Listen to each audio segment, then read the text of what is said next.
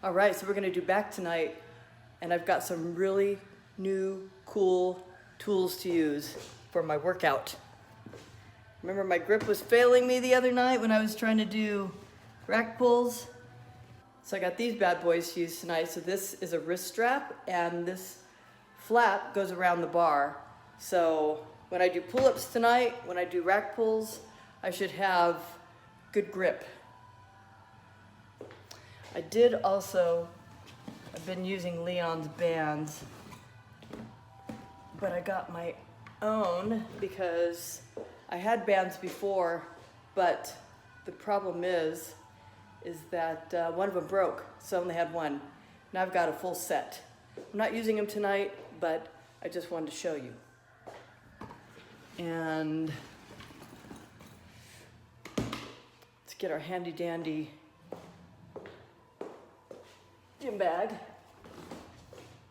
I do not care that it's torn. When I was in medical school, I used to work out at Thorbeck's.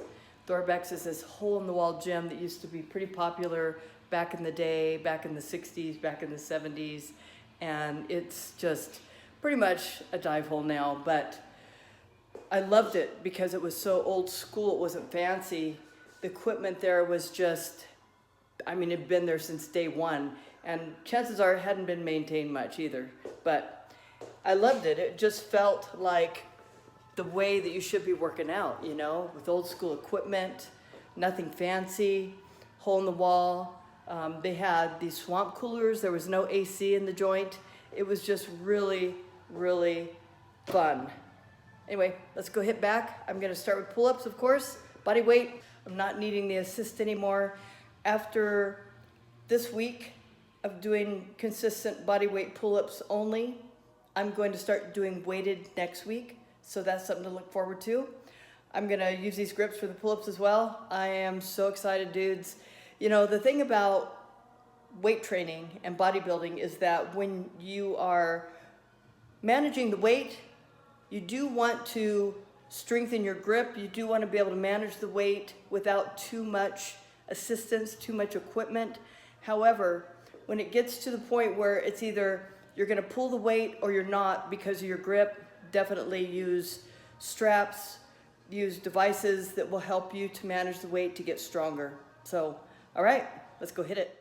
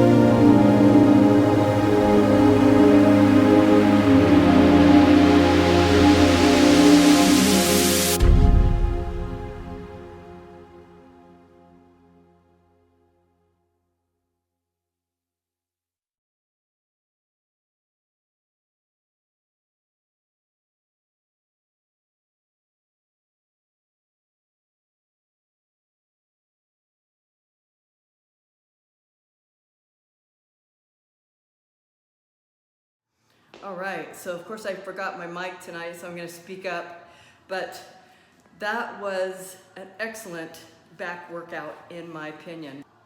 These are the wrist straps that I'm using now. They worked amazingly well. I was trying to figure out exactly how to use them. So what I was doing is, it was on my wrist like this, right? And then I was taking it and I was kind of, it's hard to wrap it around the bar completely like that, like a roll. So I was pulling it up to my hand and then kind of folding it and putting around the bar, and it was giving me a real good grip. There was no slippage. Hey guys, and if you've ever used these before and you've used them a certain way, leave a comment below so that I can learn how other people are using these. But I tell you, I had no problem with my grip strength tonight. So I'm definitely recommending this kind of device. Not necessarily this brand, whatever brand, but these are actually leather and they worked amazingly well. So my body weight pull-ups, I did 4 sets of 10, then I went in and I did the rack pulls. I actually went up to 3 plates and a 25 for 4 tonight. I attribute that to not only me getting stronger, but also these straps were really making it easy for me to grip the bar so that I could really concentrate on working the muscle that I intended to work, which is the back, right? So I did something a little different tonight with my sets. Instead of making small incremental increases in the weight with each set, I actually jumped up a little bit more and did less sets so that I could go heavier. The strategy behind this is that if the muscle is not as fatigued going into the heavier weight, you can pull it easier and increase the weight easier. Now, mind you, you need to be conditioned to even consider doing this. You don't just jump into doing 315 or 365 for rack pulls, right? You got to work your way up. I would start, if you're a beginner, start with the bar and just, make sure that, again, chest up, shoulders back, and that you've got the right width of a grip for your comfort level. Now, the stronger you get, the wider you can go, but at first you might have to be somewhat narrow in order to manage the weight, and you want to come up, roll the shoulders up, and squeeze. So you want to squeeze at the top of the movement, and you want to ease it down. You don't drop the weight. You're going to injure yourself. It's really easy to get injured doing rack pulls. Ask Adam, my business partner here at TG. He blew out his L4, L5 disc doing rack pulls, okay? And he's an experienced bodybuilder. So you got to be really careful when you're doing some of these movements. If you're not an advanced lifter, start light, use good form, and always work with a qualified trainer if you are inexperienced in the gym. All right, so I went up to 365 for rack pulls for 4. That is a PR for me, guys. I've never done that much weight. I've attempted to, and I've done 3 plates and a 10 for maybe 1 or 2, and it was not near as smooth as the 365 tonight for 4. So I'm really happy about that. Then I went back into the main workout room from the power room, and I did the bent over barbell rows. I essentially repeated my performance from last time, where I started with a plate, and then I did a plate and a 25, 2 plates, and 2 plates and a 25. Now, if you notice on my last set, I could manage the weight. I just had to get my center of gravity right because 2 plates and a 25 is still kind of heavy for me. So I had my feet back a little bit too far initially, and I just wasn't able to pull the weight. So I had to move my feet forward and adjust them a little bit more to get that angle so that I could actually pull the weight and get a good squeeze at the top of the movement and to feel like I had balance in the movement as well. So I felt pretty strong. I think I did, I don't remember, 6 or 8. No, actually I did 7 for that last set, the 2 plates and a 25. Then instead of the rope pulls, I went over and I did the lat pull down with the bar. I did the medium grip bar. I wanted to start a little heavier tonight because I'm trying to increase my strength and improve my performance that way. So I started with 85. I did 85 for 10, 100 for 8, 115 for 8, and 130 for 6. And then I did biceps. All my bicep moves were with the cable. I started with the rope hammer curl, and I actually started with 90. So I did 90, 100, wait, no, sorry. Let's see, 90, 100, 110, 120. No, I started with 80. I started with 80. I started with 80. So I did 80 for 10, 90 for 8, 100 for 8, and 110 for 6, I believe. I could be wrong. I could have been 10, 8, 6, 4. But anyway, then I went on and I did the reverse grip curl. I like to use the bar with the bend in it simply because it gives you better wrist alignment. You're not putting a strain on the wrists. You definitely want to be careful about these smaller joints and straining them too much because remember, the bicep is a powerful muscle. The wrist, if it's not strong, could really strain under the weight of the movement, and you could end up with carpal tunnel or wrist pain or arthritis or whatever. You got to be really careful. So I like to use the bar with the bend. I started a lot lighter with this one. I started with 40. So I did 40, 50, 60, 70 for 10 reps each. And then I went back into the power room. I did what I call V-ups. It's an ab crunch exercise that I like to do, and then called it good. When you start out weight training, again, you want to work with a qualified trainer. You want to use good form from the get-go. You don't ever want to end up having to learn later on after you've been injured. Trust me, I'm a regenerative medicine specialist. I see a lot of people with jacked up shoulders, jacked up backs, jacked up knees, and a lot of it is because they didn't use proper form and they didn't use proper technique in the gym. They increase their weight too quickly. You want to keep in mind that the muscle will get strong before the tendon is able to manage the power of the muscle movement.